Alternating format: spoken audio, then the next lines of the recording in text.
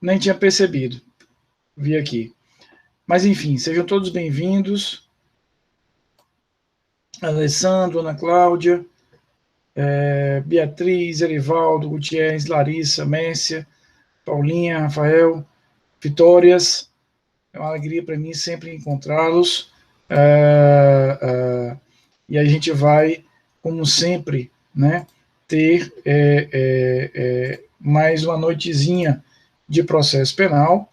Já estamos aí nos aproximando do final, graças a Deus, né, com toda a matéria vista. Então, hoje...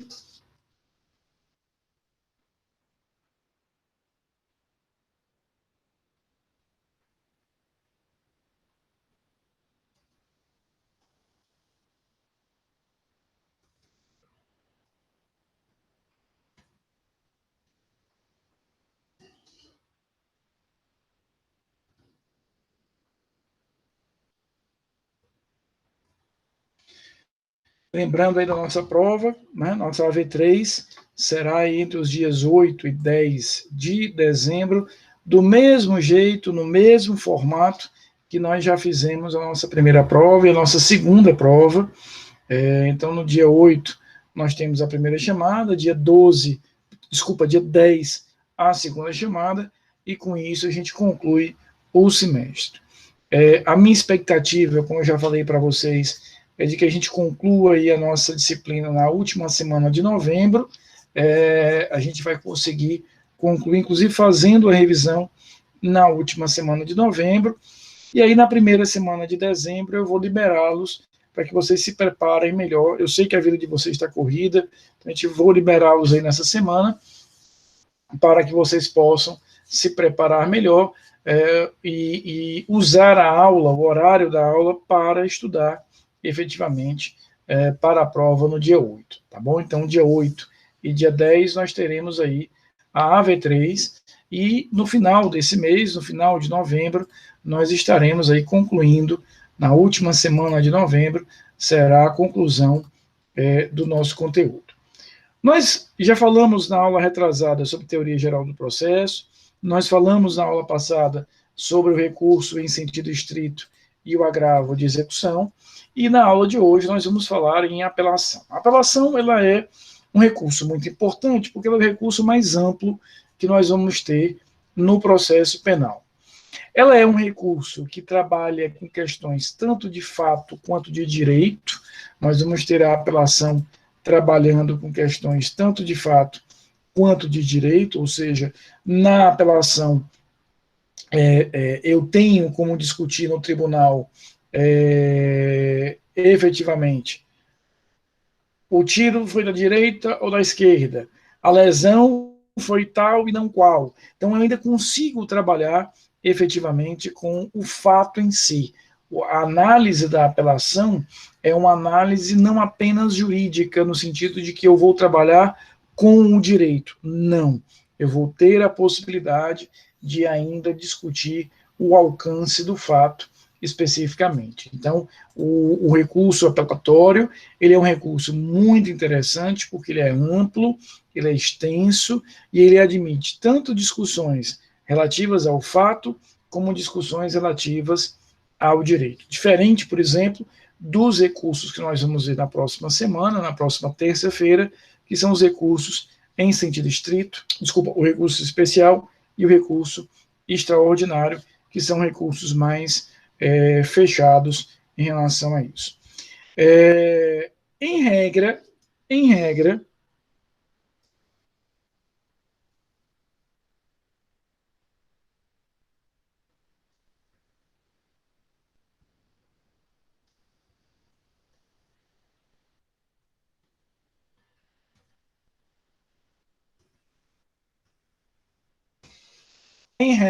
a apelação tem efeito devolutivo amplo. O que isso significa?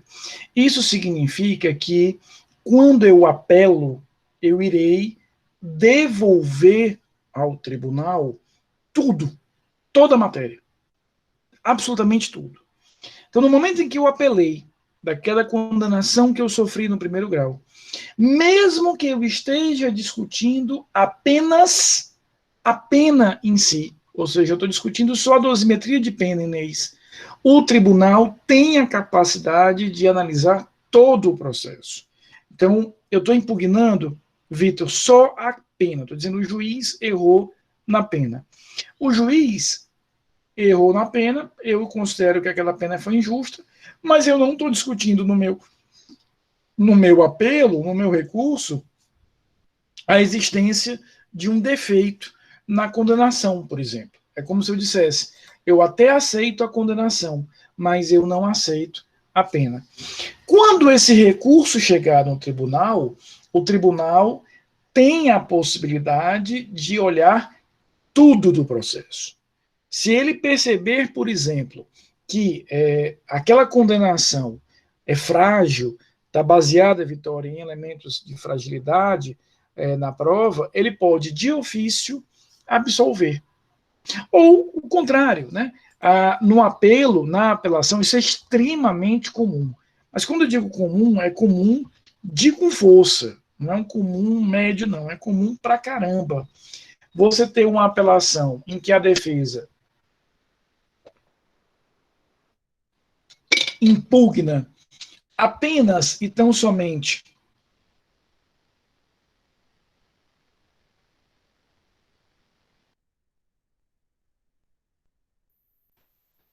a defesa impugna só a pena, Yudi, e o tribunal altera a condenação. Mas é muito comum o contrário. A defesa faz o apelo discutindo só e somente só, Vitória, a questão da condenação em si, não fala, não trata, não diz nada sobre a pena, e o tribunal, de ofício, diz: opa, essa pena foi mal calculada, essa pena foi mal estabelecida, essa pena foi mal feita. E aí o tribunal mantém a condenação, mas de ofício vai diminuir a pena. Então, o recurso de apelação, em regra, tem um efeito devolutivo amplo. A exceção a essa regra é quando o recurso de apelação estiver enfrentando, a gente vai ver isso daqui a pouco, as decisões do júri. Se ele estiver falando sobre a decisão do júri, aí eu só vou, Gutierrez, poder analisar o que a parte impugnou. O tribunal fica preso. Se a parte está dizendo que houve um erro na pena, o juiz olha só para aquilo. Desculpa, o tribunal olha só para aquilo. Se a parte, ao apelar, diz, repito, estou falando dentro das decisões do júri, a parte, ao apelar, diz que o erro foi dos jurados, o tribunal olha só para aquele erro dos jurados. Então, na esmagadora maioria dos casos de apelação, e o que significa isso? Todos os casos que não envolvam um júri, o que eu devolver, o tribunal pode analisar e pode ir além. O tribunal não está preso apenas ao que eu estou impugnando. No caso específico do júri, não. Aí o juiz, o tribunal vai estar amarrado a isso. As hipóteses de cabimento, né, elas vão, e agora a gente já entendeu as ideias gerais, ou seja, é um recurso mais amplo, é um recurso que admite a discussão tanto de fato quanto de direito, é um recurso que admite um efeito devolutivo amplo, salvo nas hipóteses do júri. Vamos falar agora do procedimento. Porque o procedimento é muito mais simples do que aquele procedimento que nós estudamos aqui na terça-feira, lá no recurso em sentido estrito. Porque no recurso em sentido estrito e no agravo de execução, exatamente, Ana Cláudia, exatamente isso. No recurso em sentido estrito e no agravo de execução, como esses recursos eles possuem o que nós chamamos de efeito regressivo, a gente percebeu que antes de decidir se eu vou enviar aquela determinada impugnação, aquele determinado recurso para o tribunal, o juiz vai avaliar se mantém ou não aquela determinada decisão. No caso da apelação, isso não existe. No caso da apelação, não existe efeito regressivo. Então, das decisões que forem impugnadas pela apelação, o tribunal é que vai ter que resolver a parada. O juiz já não pode modificar como ele podia lá no recurso em sentido estrito. Então, repito, na terça-feira passada, na aula passada, nós conversamos e vimos que, antes do juiz enviar um recurso para o tribunal, ele vai ter que analisar aquela decisão para saber se aquela decisão tem que ser mantida ou não. É isso que a gente vai ter em relação a essas hipóteses. Aqui é diferente, aqui não tem isso. Aqui, no momento em que o juiz efetivamente decide, ele exauriu ali a sua jurisdição, havendo a apresentação de um recurso, esse recurso vai ser encaminhado para o tribunal e caberá ao tribunal, se entender conveniente, reformar ou não. Então, o procedimento da apelação é um procedimento muito simples, é um procedimento, de fato, extremamente simples. Como é que acontece? Eu terei 5 dias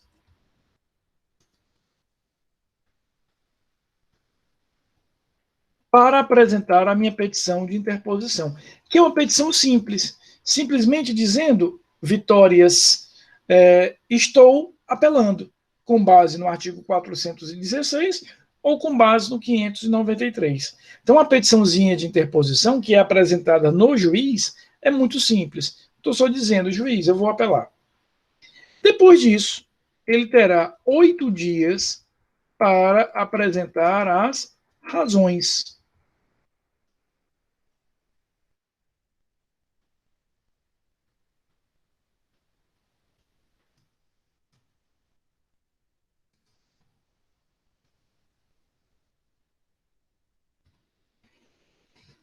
Estas razões são a petição na qual eu vou sinalizar os fundamentos, os motivos, os argumentos pelos quais eu entendo que aquela decisão deve ser revista, deve ser rediscutida. Depois disso, a parte contrária terá 8 dias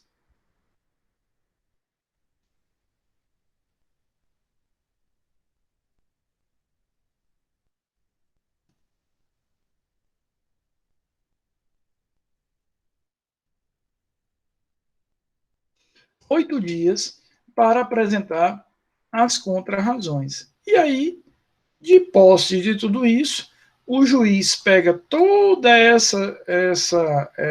essas petições e manda para o tribunal. Se for um juiz estadual, para o Tribunal de Justiça; se for para o juiz federal, Tribunal Regional Federal. Cerrou a parada.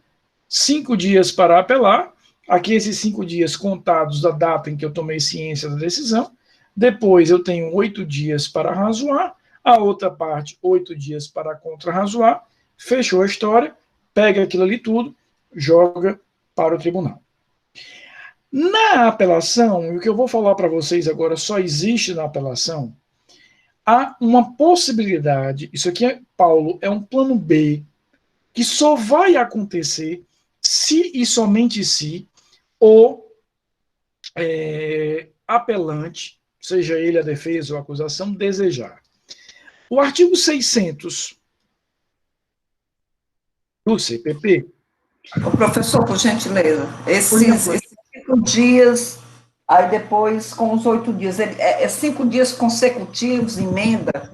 Como é isso? Cláudia, excelente sua pergunta, muito boa sua pergunta, para a gente entender. Não, funciona assim, Cláudia. Fui intimado da decisão, certo? Fui intimado da decisão. Eu tenho 5 dias para apelar.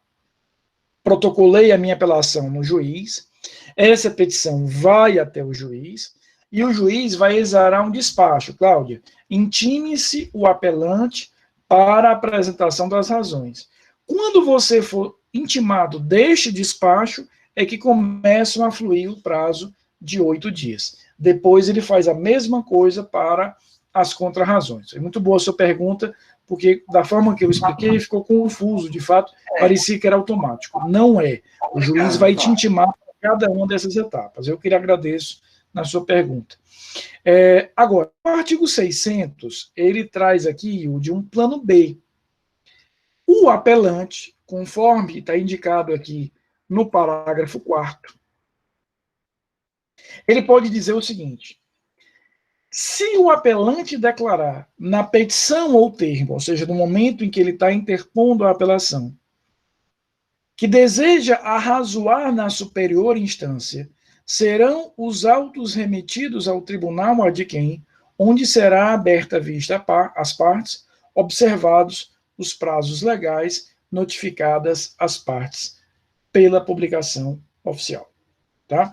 Então, o que nós temos aqui? O que o parágrafo 4º está me dizendo é o seguinte, ele está dizendo, olha, eu posso, imagina que a Inês é advogada de defesa e está apelando. Ao apresentar o teu apelo, Inês, nessa petiçãozinha de 5 dias, você pode dizer, juiz, eu não irei apresentar as razões aqui no primeiro grau, eu vou apresentar as razões lá no tribunal. O juiz, ao perceber que a Inês fez essa opção, repito, prevista aí no parágrafo 4º do artigo 600, manda esse recurso para o tribunal e CFNI. Chegando no tribunal, aí eu volto, Cláudia, à tua pergunta, chegando no tribunal, será o desembargador do tribunal que vai intimar a parte para que ela apresente as razões em 8 dias e depois vai intimar a outra parte para a apresentação das contrarrazões em 8 dias. O prazo continua o mesmo. A diferença é que, ao invés das 3 peças serem apresentadas no primeiro grau, como a parte optou, né? E aqui uma liberalidade da parte de apresentar as razões e contrarrazões no segundo grau, ele vai encaminhar isso. Exatamente. E aqui não há nenhum prejuízo para o andamento do processo, porque como o juiz não podia fazer nada, Gutierrez, ele não podia se retratar, não podia fazer coisa alguma, ele manda logo para o tribunal, lá você apresente as razões e contrarrazões. Na prática, o que muda, né? Vocês podem me perguntar, Rafael, mas na prática isso adianta de quê, cara? Qual é a vantagem, efetivamente, que você vai ter? A vantagem é que um prazo de 8 dias que começa no primeiro grau, começa antes. Apresentar as razões no tribunal, por mais que objetivamente, Vitória, o prazo seja o mesmo, daqui que chega ao tribunal, chega no gabinete do desembargador, o desembargador ordene aí, por despacho, a apresentação das razões, é um prazo de 8 dias que vai começar depois, então eu acabo tendo aí, efetivamente, um prazo mais elástico em relação a isso. Então a gente acaba tendo essa possibilidade. Agora, se ao recorrer a parte nada fala, Inês, aí a gente vai deduzir que as razões são no primeiro grau, contra razões no segundo grau. No parágrafo 4º. No parágrafo 4º vai começar depois, porque, veja, você apresentou a apelação no primeiro grau, disse que queria arrazoar no tribunal. O que é que o juiz faz? Manda para o tribunal. Só que, ao invés do juiz dar aquele despacho, Inês, intime-se para razões, ele vai mandar esse processo para o tribunal, vai ser distribuído para um desembargador, o desembargador vai receber no gabinete dele, vai exarar o despacho, veja, eu tenho todo um trâmite aí que vai demorar um pouco mais, objetivamente aquela parte acaba ganhando um pouco mais de prazo, de tempo em relação a isso. Deu para compreender? Em relação ao procedimento, ficou claro? Posso avançar? Nós vamos ver agora as hipóteses de cabimento. Ou seja, em que situações concretas é possível utilizar a apelação? Quais são os casos, quais são as decisões, Brena, que eu posso utilizar essa apelação? Nós temos 2 artigos para balizar essa resposta. Nós temos o artigo 416 e nós temos o artigo 593. Então, as hipóteses de apelação, elas estão no 416 ou no 593. Então, para que eu saiba que é cabível o recurso, eu preciso me localizar em um desses 2 artigos. Eu tenho que ter um desses 2 artigos. O primeiro deles, o artigo 416, diz respeito a seguinte tipo de decisão. Veja o que diz aí o 416. Contra a sentença de impronúncia ou de absolvição sumária, caberá a apelação E aqui a gente vai ter que lembrar a aula que nós Professor, vimos. só uma Pois não, observação. Paulo. Esse material, todo o material dessa aula de hoje, você vai postar na aula online em forma de vídeo ou vai ser em forma de slide? Lá já estão alguns slides, né? Lá já estão Certo. alguns slides. E lá você já tem também no AVA 4 videoaulas sobre o que nós estamos vendo aqui. Então, no meu canal do YouTube, Paulo, você vai ter lá apelação, parte 1, 2, 3 e 4, com todo esse conteúdo que a gente está vendo aqui. E também eu vou postar essa aula lá no AVA amanhã. Então, você tem essa aula, mais 4 videoaulas, mais os slides. Beleza? Tranquilo, professor. Obrigado. Só um minutinho, pessoal, só um minutinho.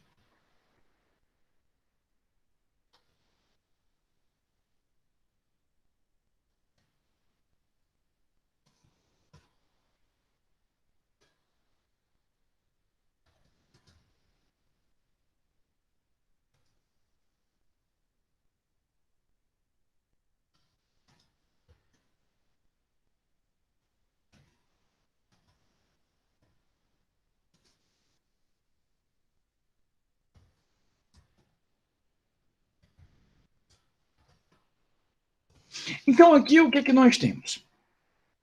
Nós temos efetivamente, no artigo 416,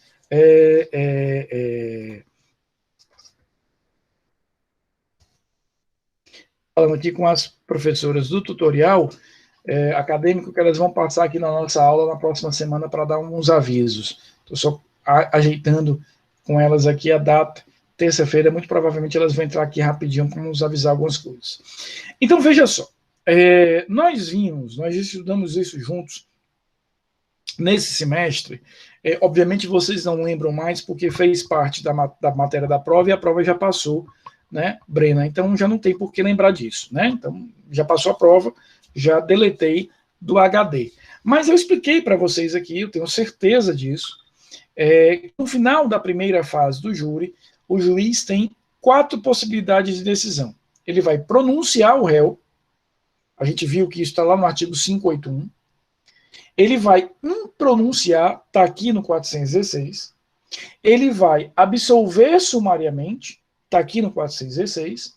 E ele vai desclassificar, está lá no 581. Então, o que o 416 está nos dizendo é o seguinte: se quando terminar a primeira fase do júri, o juiz impronuncia o réu, ou o juiz absolve sumariamente o réu, nós vamos ter a possibilidade de apelar contra essa decisão. Então imagina, por exemplo, que o réu tinha a expectativa de ser absolvido sumariamente, mas o juiz impronunciou. O réu poderá apelar e aí caberá ao tribunal decidir se mantém essa impronúncia ou se mantém a absolvição sumária. Então, daquelas 4 possibilidades que nós tínhamos, ao final da primeira fase do júri, a pronúncia e a desclassificação ficaram no capítulo anterior, na aula anterior, no RESE. A impronúncia e a absolvição, que são sentenças que põem termo, põem fim ao processo, serão recorridas com base na apelação. Então, o 416 traz as 2 primeiras hipóteses de apelação. Agora, as demais hipóteses e mais relevantes, elas estão no artigo 593. Então, o artigo 593, ele é muito importante porque ele vai nos trazer as hipóteses mais relevantes. Veja o que nos diz aqui o caput do 593. Caberá a apelação no prazo de 5 dias. E nós vamos ver que o 593 tem 3 incisos. Mas antes da gente ver cada um deles, deixa eu fazer aqui uma separação. Vocês sabem muito bem que quando a gente fala de processo penal, quando a gente fala de juízos de primeiro grau, nós temos 2 juízos de primeiro grau no processo penal. Nós temos, a gente vai chamar de juiz singular ou monocrático. E nós temos o júri, que é formado por jurados mais juiz. Então, no primeiro grau da justiça criminal, eu tenho decisões que são tomadas pelo juiz singular ou monocrático. Muita atenção, por favor, viu, Inês? Que eu já vi, vocês não vão acreditar nisso, mas eu já vi em mais de uma prova minha, Pamela, a expressão juiz monocromático. Eu acho que o aluno tinha visto o juiz de toga, né, todo de preto, e ele imaginava que ele só usava preto, daí juiz monocromático. Acontece, tem gente que é monocromático, inclusive na energia, né? Tem uma galera que tem uma energia monocromática. É impressionante, vocês devem conviver com gente assim também, né? Tem aquela pessoa que você diz bom dia por quê? Para quem? Né? É uma galera do energia monocromático. Eu tive um professor no Colégio Militar, professor muito querido, professor Valdir, professor de Química no Colégio Militar do Rio de Janeiro, que era um professor monocromático. O professor Valdir, ele só usava uma cor por dia. Né? Não tem problema, Cláudio, eu estou me divertindo aqui com a tua briga com o computador. Fica fria, que a gente está entendendo aqui tudo, tá? Não se estresse com isso, não. Então, meu professor era monocromático. Tinha um dia que ele usava, Gutierrez, só laranja. Tinha um dia que ele usava só verde e tinha um dia que ele usava só roxo. Ele só usava essas três cores. Mas quando eu digo só, era só mesmo. Camisa, cinto, calça, meia, sapato. E nós, obviamente, deduzíamos, né, por uma interpretação sistemática, era uma técnica de interpretação sistemática que nós fazíamos, de que a cueca também era da mesma cor. Não faria sentido, né, Paulo? Até a camisa roxa, o cinto roxo, a meia roxa, o sapato roxo, a calça roxa, e dentro da interpretação sistemática. O que é isso? O professor, aí sim, monocromático. Aqui eu estou falando de monocrático. Então, o processo criminal era super minimalista. Aí era muito minimalista mesmo. Mas era um grande professor. Engraçado que eu faço hoje coisas como professor que ele fazia e eu copio descaradamente. Não sou monocromático, uso mais de uma cor, mas outras coisas eu copio do professor Valdir.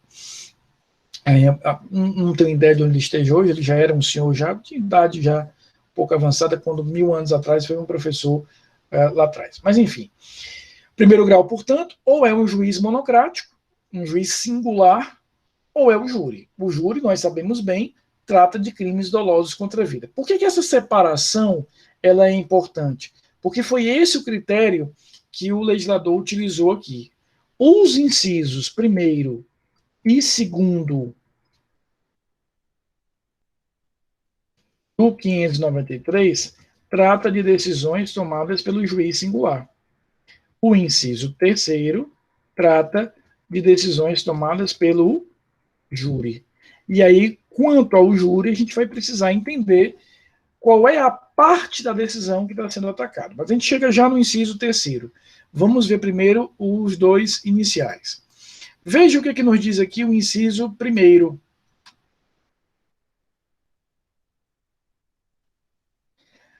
Caberá a decisão, né? Ele fala aí, a decisão caberá a apelação. Inciso primeiro. Das sentenças definitivas de condenação ou absolvição proferidas por juiz singular.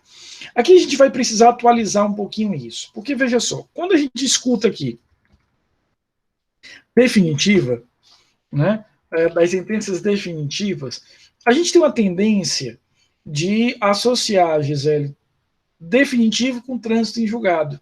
Se eu perguntar para vocês o que vocês entendem por sentença definitiva, vocês vão traduzir automaticamente isso como sentença transitada em julgado.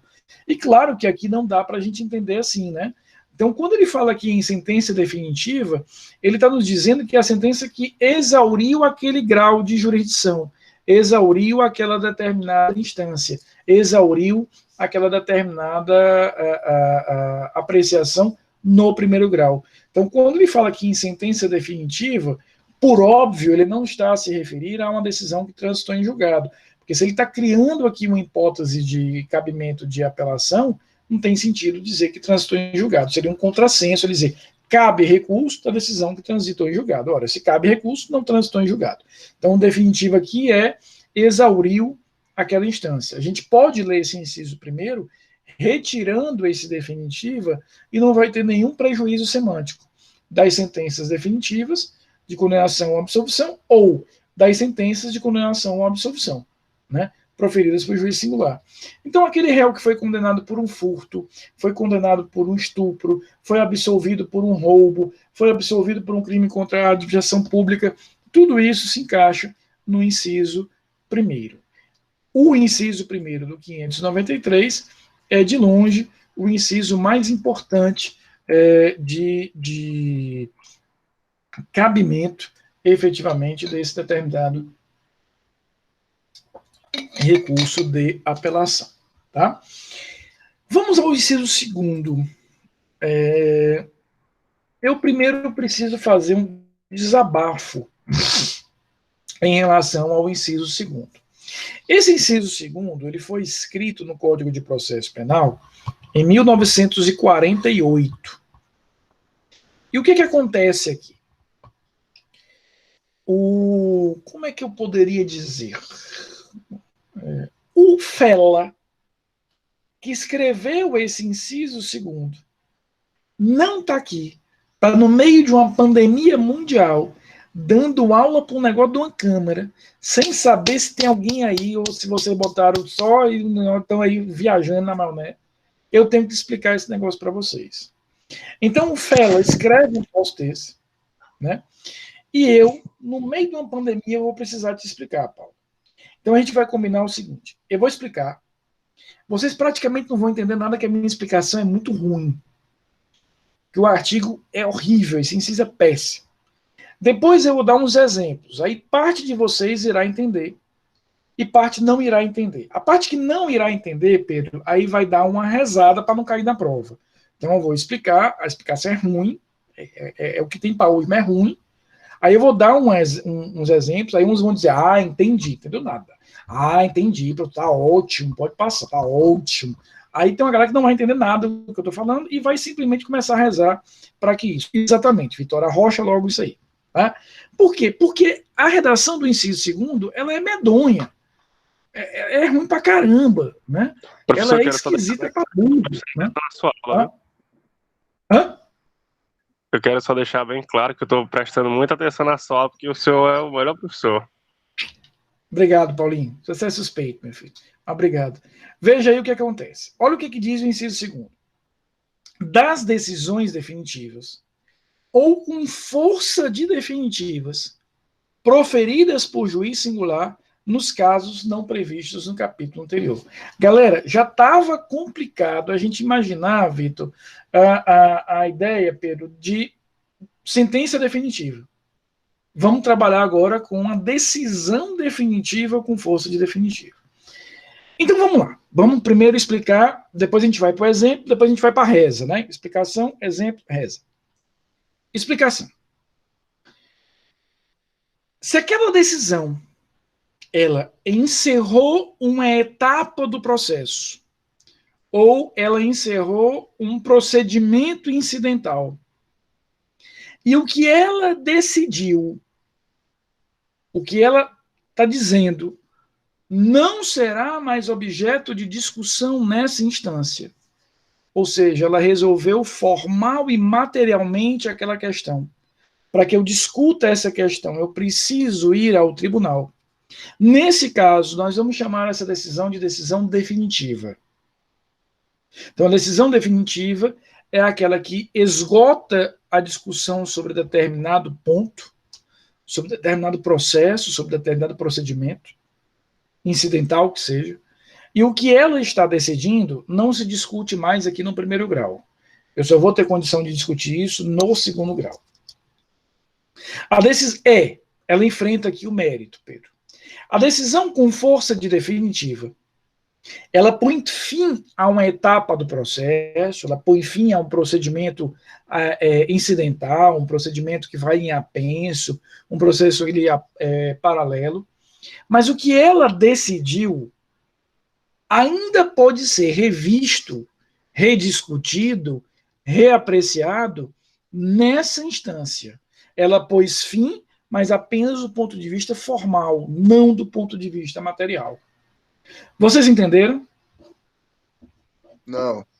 Então a gente está seguindo o nosso fluxograma. Ou seja, eu disse que você não ia entender que é ruim mesmo. Vamos para os exemplos. Vamos para os exemplos. Vocês estudaram no semestre passado um negócio chamado incidente de restituição de coisas apreendidas, lá em Direito Processual Penal 1. Mas vamos relembrar. Está correndo aqui o processo principal. O processo principal está correndo aqui. Durante o processo principal, o juiz decretou a busca e a apreensão. Vamos dar nomes aqui para ficar mais fácil. Eu sou o réu do processo principal, acusado de crimes contra a administração pública. Aí o juiz decretou a busca e a apreensão na minha casa de todos os carros que ali se encontrem, porque aqueles carros seriam origem irregular, criminosa. Para azar do André, seja bem-vindo, André, ele naquele dia, ele pediu para guardar o carro dele na minha casa. O que é isso? Azar. Misturado com más companhias, más amizades. Quando a polícia chegou, levou os carros todos que ali estavam.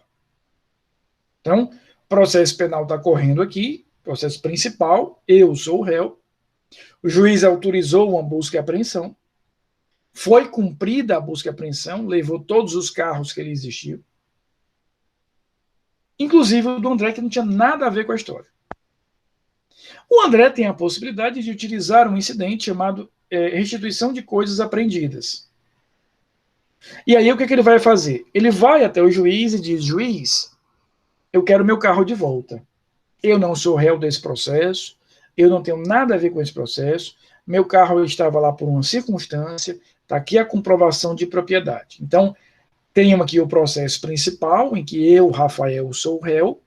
Nesse ponto, será inaugurado um processo aqui paralelo, que ele vai correr em apenso, ele tem um vínculo com o principal, mas para não baldear aqui o processo principal, Gutierrez, esse vai ser desenvolvido em paralelo. E qual é o objeto desse processo aqui? É apenas decidir se eu posso devolver o carro do André ou não. Aí o juiz, julgando esse processo paralelo, acessório, incidental, ele diz: sim, vou devolver o carro do André. Ora, aquela decisão, ela vai encerrar, Pedro, esse procedimento, e aquilo que ela está dizendo, devolver o carro do André, já não se fala mais nessa instância. O juiz já não discute mais isso. Devolve o carro e encerrou a história. Aqui nós temos um exemplo de decisão definitiva. Eu resolvi o mérito daquele pedido que foi feito naquele processo incidental. Agora, vamos imaginar que quando o juiz julgue esse processo incidental, repito, paralelo, ele diga: olha, André, não dá para devolver ainda teu carro. Por quê? Porque eu ainda tenho dúvidas se esse carro tem alguma relação com o Rafael ou não. Eu estou com dúvida se você não é apenas um laranja nessa história. Então eu não vou devolver teu carro agora. Eu vou decidir sobre isso quando eu julgar o processo lá em que o Rafael é o réu. Aí quando ele julgar o meu processo, veja, ainda nessa instância, ele, com base em mais provas, com toda a instrução concluída, ele diz: de fato, me condena, a casa caiu para mim, mas ele diz: ô André, eu vou devolver teu carro. Então, veja, aquela decisão no procedimento que discutia só a devolução, em que o juiz diz: não devolvo, ela encerrou aquele procedimento, mas ela não esgotou, ela não exauriu a matéria voltou à baila, voltou à discussão nessa instância. O André não precisou ir ao tribunal, apesar que ele tem um acesso. Por quê? Porque o que seria essa decisão aqui que negou a devolução, a restituição do carro do André? Uma decisão com força de definitiva. Ela não é uma decisão definitiva. Ela é apenas com força. Ela põe fim a um procedimento, mas ela não esgotou a matéria. Entenderam? Sim. Professor, eu tenho só uma dúvida. O senhor falando sobre a apreensão de veículos, me veio a dúvida aqui. Existe a possibilidade de haver habeas corpus de bens materiais? Pô, alguns defendem essa ideia, mas eu não vejo sentido, não. né? Eu não vejo nenhum cabimento em relação a isso, não. Por dois motivos. Na verdade, por três motivos. Porque o carro em si, ele não tem direito à locomoção. Direito à locomoção é a pessoa que está dentro do carro. Ele é um ser inanimado, ele é um objeto, ele não é um sujeito de direitos. Para que eu tenha direito à locomoção, eu tenho que ter um sujeito de direitos, né? Já sai daí de cara. E segundo, que eu tenho outros instrumentos processuais, que é um incidente de restituição, e em alguns casos extremos eu posso manejar até mesmo um habeas corpus, desculpa, um mandado de segurança. Mas em relação ao HC para a coisa, não. Não vejo. Tem umas marmotas que de vez em quando acontecem aí, mas não vejo, não. Ficou clara essa diferença? Brena, Pâmela, Vitórias, sobre o que é decisão definitiva e o que é decisão com força de definitiva. A vantagem, veja, é que as duas estão no mesmo inciso. Então, eu posso explicar para vocês dizendo o seguinte: sendo a decisão definitiva ou com força de definitiva, o recurso é o mesmo que a de apelação. Mas é importante a gente entender essa diferença. Só a parte final, ó, não previstos no capítulo anterior. Qual é o capítulo anterior? É o rese. Então, se a decisão definitiva estiver lá naquele rol que nós conversamos na terça-feira sobre o recurso sem distrito, lá no artigo 581, usa o artigo 581. Vamos agora, então, para o último inciso. Esse inciso, ele é exclusivo do júri, e aí quando a gente fala de júri, a gente tem que falar de uma decisão que é tomada em parte pelos jurados e em parte pelo juiz. Os jurados, eles decidem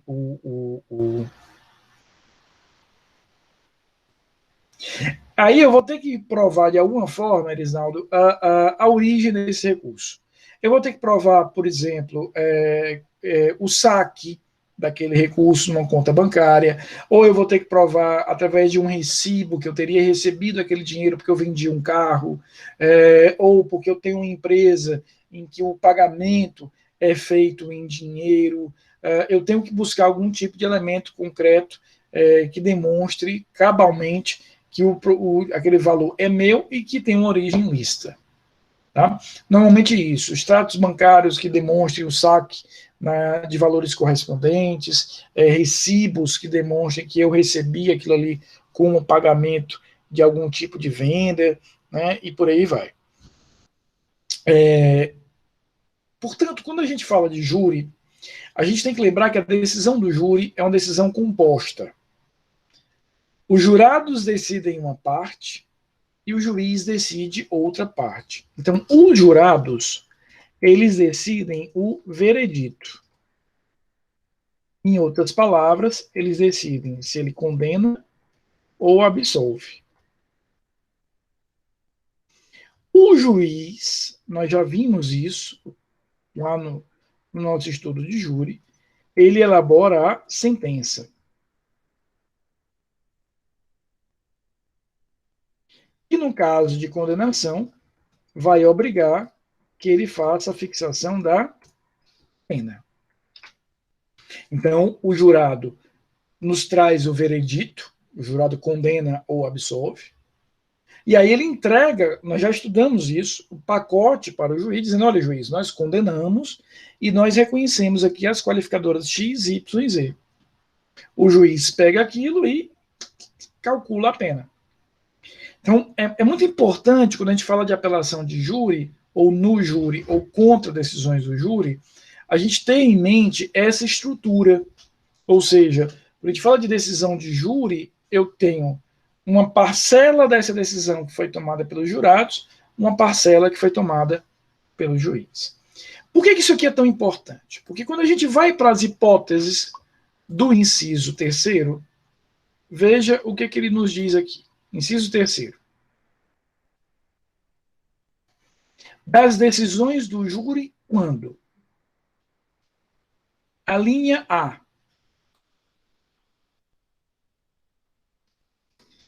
Ocorrer nulidade posterior à pronúncia. Então, se eu identificar, Paulo, que houve uma nulidade no processo depois da pronúncia, eu vou desafiar essa decisão pela apelação. E, nesse caso, o pedido será um pedido de novo júri. Aqui eu queria lembrar com vocês algumas coisas que nós vimos já nesse estudo. a gente viu que o júri tem duas fases. A gente viu que a primeira fase termina com a pronúncia, que vai começar a segunda fase. A gente viu na última aula que a decisão de pronúncia ela é recorrida pelo recurso em sentido estrito. Então, se a nulidade for antes da pronúncia, qual é o recurso que eu vou usar? O recurso em sentido estrito contra a pronúncia. Se a nulidade for depois da pronúncia, aí você vai poder utilizar a apelação com base na linha A. E qual é o seu pedido? Um novo júri, dizendo, olha, juiz, esse júri não valeu, esse júri é nulo, eu quero um novo júri. Rafael, quais seriam exemplos de nulidades aqui? Imagina, por exemplo, que eu indiquei uma testemunha e o juiz não a ouviu durante o júri. Imagina que eu trouxe uma tese de defesa e o juiz não quesitou. Isso aconteceu comigo há 3.000 anos atrás, quando eu era estagiário da Defensoria Pública. Eu fui estagiário de uma vara do júri, fiz muitos júris ainda, como aluno na Unifor e estagiário da Defensoria Pública, e em um deles, nós apresentamos 2 teses de defesa, e o juiz, acho que o cara tinha algum problema, né, e realmente depois ele foi afastado do tribunal, parece que o povo não batia bem na cabeça. Ele quesitou só uma, disse que não ia quesitar a outra, que a outra era uma maluquista na nossa cabeça, disse inclusive na frente do júri, na frente dos jurados. E aí eu pedi para consignar na ata, ele consignou, e claro, o tribunal reconheceu a nulidade, porque veja só, ser uma tese maluca, malucada, desconectada, que os jurados não acatem, mas eu tenho o direito de questionar isso aos jurados, sobretudo pela questão da soberania e tudo aquilo que nós já conversamos aqui tantas vezes. Então, nesse caso, é um exemplo de nulidade. E aí, o que o tribunal faz? Ao reconhecer isso, o tribunal devolve a novo júri, avança aí, efetivamente, para um novo júri. A linha B, ela vai dizer que caberá a apelação quando for a sentença do juiz presidente contrária à lei expressa ou à decisão dos jurados. Então, nesse caso, se a sentença do juiz for contrária ao que os jurados decidiram, à lei, eu vou poder apelar. E nesse caso, veja, eu estou atacando o quê? A parcela, a parte da decisão que foi tomada pelo juiz. E aí, Gutierrez, o juiz não tem soberania. Então, o que o tribunal vai fazer? Se ele perceber que aquele determinado juiz pisou na bola, o tribunal não precisa mandar novo júri, ele só corrige aquilo ali. Então, o pedido que eu vou fazer aqui é de reforma da decisão. E o tribunal vai, se entender que eu tenho razão, reformar. Claro, Cláudia, veja só, imagina que tem, a gente vai já chegar lá, Pedro. Cláudia, imagina o seguinte, imagina que os jurados, a pronúncia tinha 3 qualificadoras, Claudinha, e os jurados reconheceram só 2. Os jurados não acataram uma delas. E você foi jurado, sabe muito bem, muito experiente nisso, que o jurado pode não acatar. Beleza, não acatei aquela qualificadora. Quando o juiz foi fixar a pena, ele, juiz, acrescentou a qualificadora. Ora, a decisão dele é contrária à decisão dos jurados. O que o tribunal faz? Simplesmente retira da pena aquela parcela, aquele fragmento que o juiz indevidamente incluiu. É por isso que o tribunal não precisa mandar novo júri. O tribunal simplesmente retifica aquela decisão. Temos aí a linha C. Houver erro ou injustiça no tocante à aplicação da pena ou da medida de segurança. Ora, se ele está falando aqui em erro e injustiça no tocante à aplicação da pena, ele está falando da parte da parcela, Paula, que é responsabilidade do juiz, a exemplo do que a gente acabou de ver na linha C. Então, aqui o pedido, de novo, será de quê? De reforma da decisão. O tribunal vai dizer, olha, eu não preciso mandar novo júri, porque o que eu estou analisando aqui é o cálculo da pena, não envolve jurado. E qual é a diferença entre erro e injustiça? É uma diferença bem simples. O erro tem caráter objetivo. A injustiça tem um caráter subjetivo. Então vamos aqui para 2 exemplos, para a gente nunca mais esquecer qual é a diferença aqui de erro e injustiça. O Código Penal, ele diz que os crimes tentados, nos crimes tentados, eu vou aplicar a pena assim. Eu vou aplicar a pena como se o crime tivesse se consumado, e eu vou reduzir de 1 a 2/3.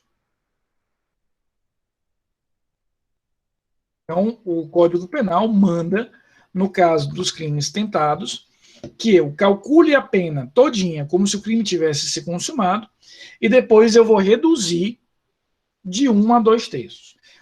Qual é o referencial que o juiz tem que ter aqui, Pedro? Quanto mais próximo o crime chegar da consumação, menos eu reduzo. Quanto mais distante, mais eu vou reduzir. Então eu atiro na pessoa, não acerto a pessoa, acerto a parede. É uma tentativa, eu vou reduzir o quê? O máximo, porque o crime ficou muito longe de ser consumado. Mas eu atiro na pessoa, acerto a pessoa é levada ao hospital, mas não morre. Passa por cirurgia, tal, mas não morre. Nesse caso, o crime esteve perto de se consumar. Então, eu vou reduzir menos. Ok? Então, aqui só lembrança como é que a gente calcula a pena. Aí eu vou contar uma história para vocês. Esse caso é um caso real que eu vi no tribunal. O cara tentou matar a mulher, deu 11 ou 12 facadas nela, a colocou num carro, levou esse carro até um açude de Brena, isso foi no interior, e jogou o carro com a vítima dentro. E ela não morreu. As pessoas estavam próximas, correram e a salvaram. 11 facadas dentro de um carro, não morreu. O que é? Deus disse, não é hoje.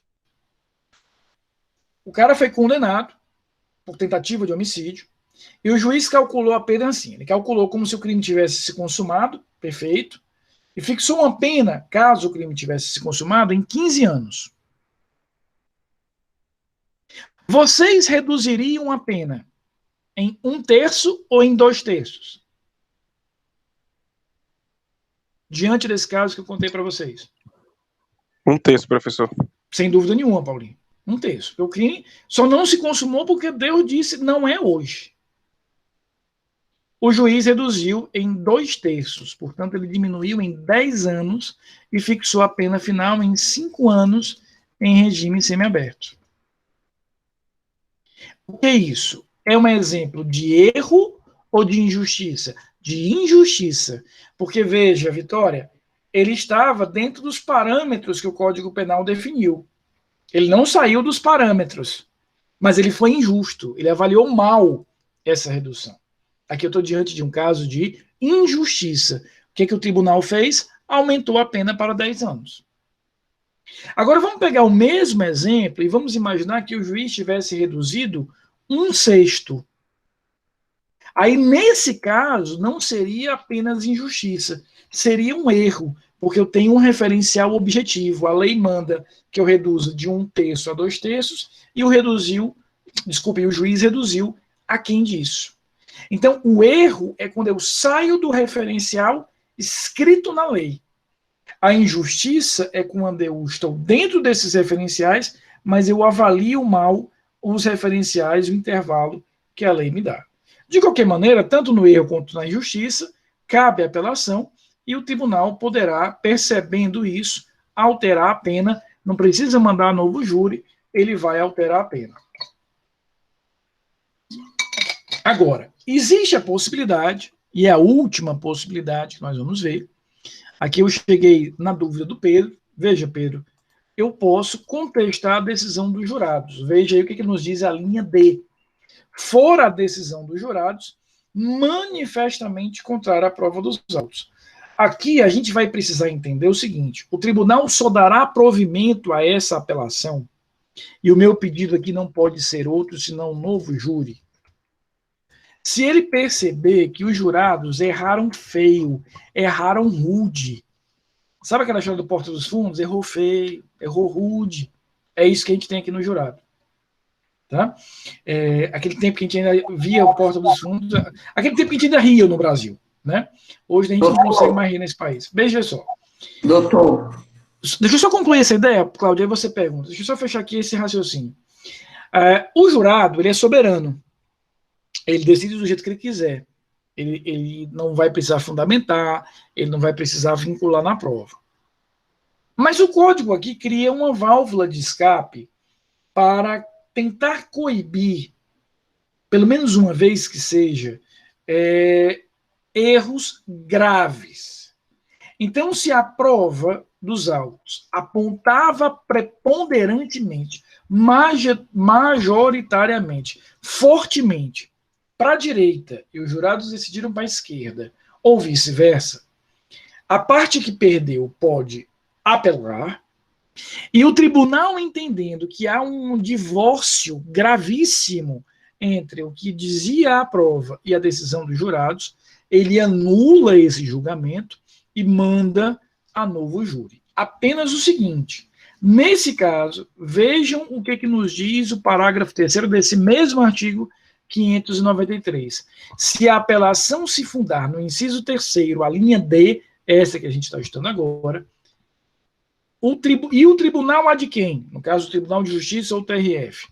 Se convencer de que a decisão dos jurados é manifestamente contrária à prova dos autos, dar-lhe-á provimento para sujeitar o réu a novo julgamento.